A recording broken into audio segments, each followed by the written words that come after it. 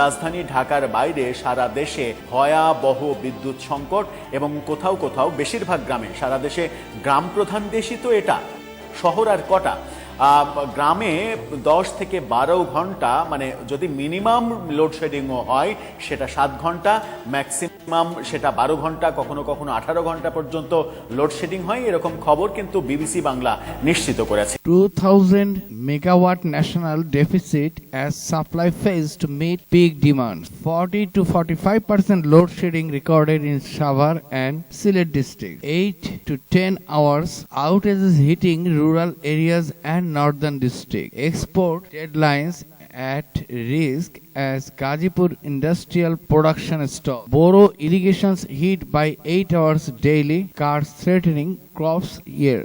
Load shedding exceeded 2000 megawatt nationwide. Early yesterday as power generations lag behind rising summer demand, disrupting daily life. Industry and agriculture with rural areas facing the longest power cut. 23 April 2026 সূত্র বিভিন্ন জাতীয় দৈনিক, প্রথম আলো, the business standard, Bangladesh প্রতিদিন ও অন্যান্য।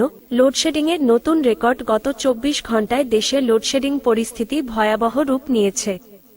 21 April মধ্যরাতে যেখানে লোডশেডিং ছিল প্রায় 1943 মেগাওয়াট, সেখানে 22 এপ্রিল দুপুর নাগাদ তা 2600 মেগাওয়াট ছাড়িয়ে যায়।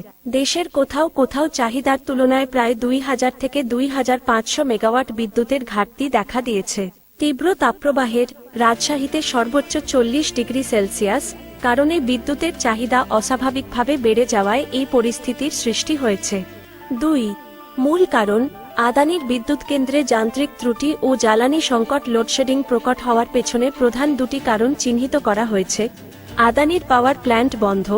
ভারতের আদানি পাওয়ারের ঝাড়খণ্ড কেন্দ্রের 1 নম্বর ইউনিটটি 22 এপ্রিল ভোরে যান্ত্রিক ত্রুটির এয়ার প্রিহিটার বিয়ারিংয়ে কম্পন কারণে বন্ধ হয়ে যায়। এর ফলে ভারত থেকে বিদ্যুৎ আমদানি 1500 মেগাওয়াট থেকে কমে মাত্র 764 মেগাওয়াটে নেমে এসেছে। এটি সচল হতে আরও 3-4 দিন সময় লাগতে পারে। জৈব জ্বালানি ও গ্যাস সংকট। কয়লা ও গ্যাসের সরবরাহ পর্যাপ্ত না থাকায় দেশের অনেকগুলো বিদ্যুৎ কেন্দ্র পূর্ণ ক্ষমতায় চলতে পারছে না। বিশেষ করে ময়মনসিংহে গ্যাস স্বল্পতায় 210 মেগাওয়াট লক্ষ্যের বিপরীতে উৎপাদন 50 মেগাওয়াটের নিচে নেমে এসেছে। 3. আঞ্চলিক চিত্র। শহর বনাম গ্রাম, ঢাকা ও সংলগ্ন এলাকা। রাজধানীতেও ঘন ঘন লোডশেডিং হচ্ছে, তবে শিল্পাঞ্চল গাজীপুরে লোডশেডিং এর হার প্রায় 28%, আর সাভারে তা 45% ছাড়িয়ে গেছে। চট্টগ্রাম ও ময়মনসিংহ। চট্টগ্রামে চাহিদার তুলনায় উৎপাদন প্রায় অর্ধেক কমে যাওয়ায় বাসিন্দারা দিনে 6-7 ঘন্টা বিদ্যুৎহীন থাকছেন। ময়মনসিংহে গ্রাম পর্যায়ে 8 ঘন্টা পর্যন্ত লোডশেডিং এর খবর পাওয়া গেছে। সিলেট, এই অঞ্চলেও লোডশেডিং এর হার প্রায় 40%। 4. জনজীবনে প্রভাব। শিক্ষা। চলমান এসএসসি পরীক্ষার্থীরা তীব্র গরমে এবং রাতে বিদ্যুৎ না থাকায় পড়াশোনায় চরম ব্যাঘাতের সম্মুখীন হচ্ছে। টেলিকম ও নেটওয়ার্ক। দীর্ঘ সময় বিদ্যুৎ না থাকায় মোবাইল টাওয়ারের ব্যাকআপ ব্যাটারি চার্জ হতে পারছে না, ফলে অনেক এলাকায় মোবাইল নেটওয়ার্ক ও ইন্টারনেট সেবা বিঘ্নিত হচ্ছে। অর্থনীতি ও শিল্প। মৎস্য ও পোল্ট্রি খামারে ব্যাপক ক্ষতি হচ্ছে। এছাড়া জ্বালানি অনিশ্চয়তার কারণে আন্তর্জাতিক ক্রেতারা বাংলাদেশ থেকে পোশাক রপ্তানি আদেশ কমিয়ে দেওয়ার আশঙ্কা করছেন। বাংলাদেশ বিদ্যুৎ উন্নয়ন বোর্ড (পিডিবি) জানিয়েছে, আদানির বিদ্যুৎ কেন্দ্র পুরোপুরি সচল না হওয়া পর্যন্ত এবং তাপপ্রবাহ অব্যাহত থাকলে লোডশেডিংয়ের এই তীব্রতা আরও কয়েকদিন বজায় থাকতে পারে। তীব্র গরম, কারিগরি ত্রুটি এবং জ্বালানি সংকটের এই ত্রিমুখী চাপে দেশের বিদ্যুৎ ব্যবস্থা বর্তমানে চরম সংকটের মধ্য দিয়ে যাচ্ছে। ঢাকা ট্রিবিউনের একটি প্রতিবেদনে বলছে যে business owners are facing even greater challenges. Trader from Chawkbazar including Minal Kanti Shaha and Mohammad Shahin said that due to the electricity crisis, the government has instructed shops to close by 6 p.m. while they are complying with directive. Frequent outage between 9 a.m. and 6 p.m. often occurring 4 times a day are severely affecting their operations. Each outage typically lasts over an hour and discouraging customers during crucial business hours. As a result, many traders are struggling to cover daily expense. একদিকে 7টার মধ্যে দোকান বন্ধ করে দেওয়ার যে সরকারের ঘোষণা, অন্যদিকে আবার দিনের বাকি সময়টা তো এই লোডশেডিং এর কারণে ব্যবসা বাণিজ্য একেবারে বন্ধ হওয়ার একটি জোগাড় হয়েছে। আমাদের প্রতিমন্ত্রী দাবি করেছিলেন যে বিদ্যুতের ঘাটতি সারা দেশে মাত্র 400 সামথিং মেগাওয়াট, যে ঘাটতিটা হলে সারা দেশে 1 ঘন্টা লোডশেডিং হওয়াটাও মানে অস্বাভাবিক, সেটা হওয়ার কথা নয়।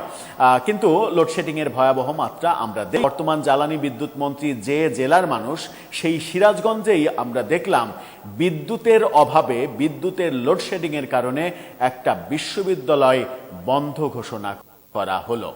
অথচ সেই সিরাজগঞ্জেরই বিদ্যুৎ মন্ত্রী, মূল মন্ত্রী তো ইকবাল মাহমুদ টুকু, তিনি তো সিরাজগঞ্জের মানুষ, তিনি হয়তো সরাসরি বলছেন না, তার প্রতিমন্ত্রী বলছেন এদেশে বিদ্যুৎ সংকট তেমন নেই। যেমন বলা হচ্ছে জ্বালানি সংকট নেই, কিন্তু আমরা পাম্পগুলোতে ভয়াবহ আকারের ভোগান্তি এবং লাইন দেখছি। এবং মানে আজকেই রাজশাহীতে একটা ঘটনা ঘটেছে, তেলের লাইনে দাঁড়িয়ে থাকতে থাকতে একজনের মৃত্যু হয়েছে ও গরমে। সেই মর্মান্তিক ঘটনাও যখন আমরা দেখেছি, তখন এই বিদ্যুৎ এবং জ্বালানি নিয়ে যা হচ্ছে সেটা কোনোভাবেই স্বাভাবিক বলে ধরে নেওয়া যায় না। সিরাজগঞ্জের এনায়েতপুরে অবস্থিত খাজা ইউনুস আলী বিশ্ববিদ্যালয়ের একাডেমিক ও প্রশাসনিক কার্যক্রম বন্ধ ঘোষণা করা হয়েছে। আজকে দুপুরে বিশ্ববিদ্যালয়ের রেজিস্ট্রার মিজানুর রহমান স্বাক্ষরিত এক বিজ্ঞপ্তিতে এই ঘোষণা দেওয়া হয়েছে। বিজ্ঞপ্তিতে জানানো হয়, কেন্দ্রীয় বিদ্যুৎ সরবরাহ কেন্দ্রের জটিলতার কারণে খাজা ইউনুস আলী বিশ্ববিদ্যালয় 22 থেকে 25 এপ্রিল পর্যন্ত বন্ধ থাকবে। তবে বিদ্যুতের ব্যাপক লোডশেডিংয়ে সব কার্যক্রমে বিঘ্ন ঘটছে। তাই বৃহৎ এই চিকিৎসা সেবা সুনিশ্চিত করতে হাসপাতালের সব কার্যক্রম চালু রাখা হয়েছে, বিশ্ববিদ্যালয় বন্ধ করে দেওয়া হয়েছে। সরকারের পক্ষ থেকে সাধারণত দুটি প্রধান যুক্তি দেওয়া হচ্ছে। পর্যাপ্ত মজুদ। বিপিসি, বাংলাদেশ পেট্রোলিয়াম কর্পোরেশন বারবার আশ্বস্ত করছে যে দেশের ডিজেল, অকটেন ও পেট্রোলের পর্যাপ্ত মজুদ রয়েছে, কোনো সংকটের আশঙ্কা নেই। বৈশ্বিক প্রেক্ষাপট, আন্তর্জাতিক বাজারে তেলের দামের অস্থিরতা এবং ডলার সংকটের কারণে আমদানিতে কিছুটা হিমশিম খেতে হলেও সরবরাহ স্বাভাবিক রাখার চেষ্টা চলছে। মাঠ পর্যায়ের বাস্তবতা, আসল চিত্র। বাস্তবতা সরকারের বক্তব্যের চেয়ে কিছুটা ভিন্ন এবং জটিল। ডলার সংকট ও ঋণপত্র, এলসি, এটিই মূল সমস্যা।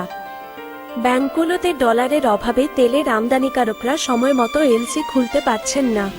অনেক জাহাজ বন্দরে এসে বসে থাকলেও পেমেন্ট জটিলতায় পণ্য খালাস করতে দেরি হচ্ছে। পরিবহন ও সরবরাহ চেইন, দেশের অনেক পাম্পে তেল নেই, সাইনবোর্ড ঝুলতে দেখা যায়। এর কারণ হিসেবে পাম্প মালিকরা বলছেন, বিপিসি থেকে চাহিদামতো তেল সরবরাহ করা হচ্ছে না বা সরবরাহ পেতে অনেক দেরি হচ্ছে। লোডশেডিংয়ের প্রভাব, বিদ্যুৎ সংকটের কারণে ডিজেল চালিত সেচ পাম্প এবং জেনারেটরের চাহিদা বহুগুণ বেড়ে গেছে। ফলে মজুদ থাকলেও বাড়তি চাহিদার চাপে তা দ্রুত ফুরিয়ে যাচ্ছে। 3. সরকারের ভূমিকা ও সীমাবদ্ধতা। এই সংকটে সরকারের ভূমিকা বহুমুখী।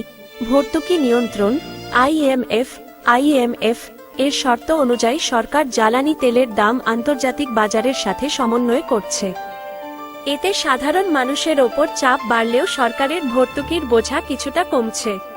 আমদানির বিকল্প উৎস, রাশিয়া বা ভারতের মতো দেশ থেকে সরাসরি পাইপলাইনে বা বিশেষ চুক্তিতে জ্বালানি আনার চেষ্টা করছে সরকার, যাতে খরচ এবং সময় দুইই কমানো যায়। রেশনিং ও নিয়ন্ত্রণ, সংকট সামাল দিতে অনেক ক্ষেত্রে সরবরাহ সীমিত বা রেশনিং করার অলিখিত নির্দেশনা দেওয়া হচ্ছে, যা সাধারণ মানুষের ভোগান্তি বাড়াচ্ছে। 4. প্রকৃত চিত্রটি আসলে কি? আসল চিত্রটি হল, তেলের শারীরিক অভাবের চেয়ে ডলারের অভাবই বেশি প্রকট। আমাদের পাইপলাইনে বা মজুতে যে পরিমাণ তেল থাকার কথা, ডলার সংকটে আমদানিতে বিঘ্ন ঘটায় সেই চেইনটি ভেঙে পড়েছে। এর ফলে সাধারণ মানুষ এবং ব্যবসায়ীদের মধ্যে একটি অস্থিরতা কাজ করছে।